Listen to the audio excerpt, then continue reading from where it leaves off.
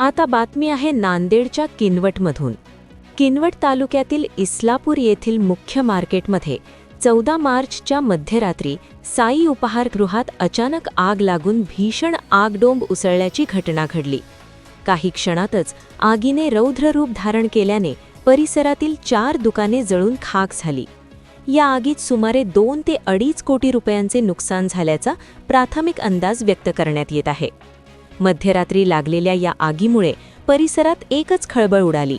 स्थानिक नागरिकांनी तात्काळ घटनास्थळी धाव घेत आग विझविण्याचा प्रयत्न केला, मात्र आगीची तीव्रता अधिक असल्याने ती शेजारील दुकानांपर्यंत पसरली आणि 4 दुकाने पूर्णपणे आगीत भस्मसात झाली। या घटनेमुळे व्यापाऱ्यांचे मोठे आर्थिक नुकसान झाले असून व्यापारी व नागरिकांमध्ये हळहळ व्यक्त केली जात आहे। दरम्यान प्रशांत राठोड यांनी घटनास्थळी भेट देऊन आगीमुळे झालेल्या नुकसानीची पाहणी केली। यावेळी त्यांनी बाधित बदुलवार कुटुंबियांची भेट घेऊन त्यांना धीर दिला।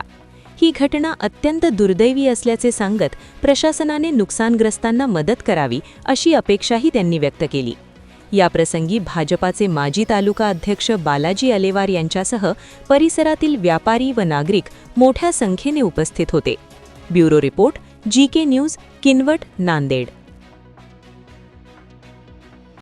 तुम्ही पाहत आहात महाराष्ट्राच्या कुशीतलं जीके न्यूज मराठी, सात जनतेची, भूमी महाराष्ट्राची।